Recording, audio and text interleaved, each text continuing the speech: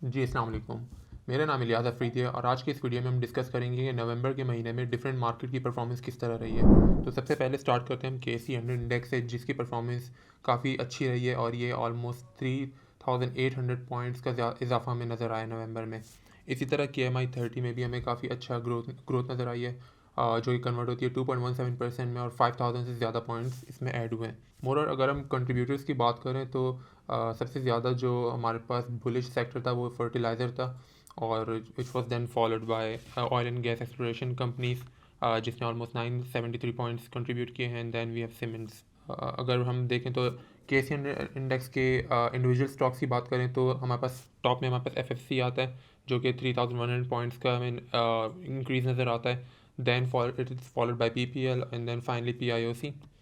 While laggards में अगर देखें तो BHL ने सबसे ज़्यादा नेगेटिवली कंट्रीब्यूट किया है, और जो कि कन्वर्ट होता है -289 पॉइंट्स की जो कंट्रीब्यूशन है, followed by UBL and then BWCL। Mutual fund की बाइंग देखें तो सबसे ज़्यादा कमर्शियल बैंक्स में रही है इस महीने में, जो कि ऑलमोस्ट 2.7 बिलियन की है।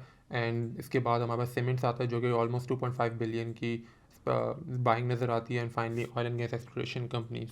म्यूचुअल फंड्स की परफॉर्मेंस देखें तो लो रिस्क कन्वेंशनल कैटेगरी में सबसे ज़्यादा अच्छी performance MCB DCF fix return plan 3 का है, और फिक्स रिटर्न 3 का है। दैन अगर मीडियम रिस्क में देखें तो अल हबीब सॉवरेन इनकम फंड प्लान 1, और हाई रिस्क में MCB पाकिस्तान अपॉर्चुनिटी फंड सबसे ज़बरदस्त परफॉर्मेंस दी है।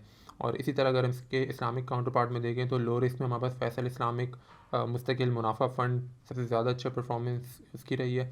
दैन मीडियम रिस्क में हमारे पास फैसल हिलाल आमदनी फ़ंड 2, एंड हाई रिस्क में बस Alhamra opportunity fund. International market में देखें तो नेस्डेक की परफॉर्मेंस इस बार नेगेटिव रही है, और डिस्पाइट के हमारे पास फेडरल रेट कट करने की चांसेस काफ़ी ज़्यादा थे, और इसके रीज़न बेसिकली प्रॉफिट टेकिंग थी टेक कंपनीज़ में, और जो स्मार्ट मनी है उनकी जो रोटेशन थी वो हेल्थ केयर सेक्टर और फाइनेंशियल सेक्टर की तरफ गई है।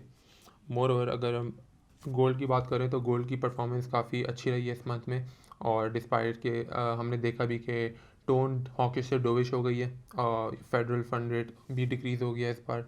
सो अगर हम देखें तो ऑलमोस्ट 5.97% की परफॉर्मेंस है ये गोल्ड की।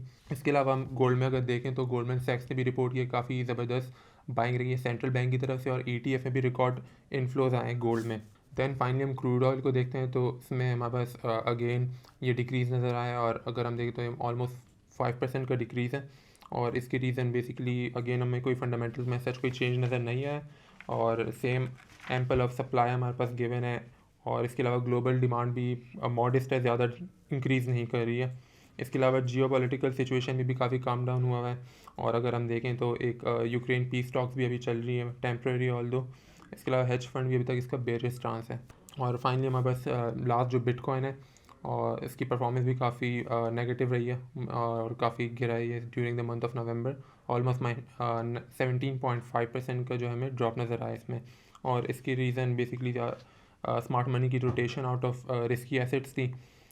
जैसे कि हमने देखा कि स्टॉक्स नैस्डैक भी काफ़ी गिरा था, इसी तरह रिस्की एसेट में बिटकॉइन भी काफ़ी गिरा है, और इसकी रीज़न बेसिकली ETF का भी रिकॉर्ड रिडेम्पशंस रही है during the month of November, और ट्रेडर ने भी काफ़ी इस पर market concentration, sustainability of crypto growth, और इसके अलावा इम्पेंडिंग रेगुलेटरी जो इश्यूज़ हैं इसके वो भी हाईलाइट करके इससे काफ़ी ट्रेडर्स जो हैं इसे बेयरिश स्टांस के तौर पे इसको देख रहे हैं आगे जाके। सो यही था आज की इस वीडियो में। इंशाल्लाह आप लोगों से अगले महीने मुलाकात होगी, तब तक के लिए अपना ख्याल रखें। अल्लाह हाफ़िज़। सरमाया डॉट जहां हर फैसला बने सरमाया।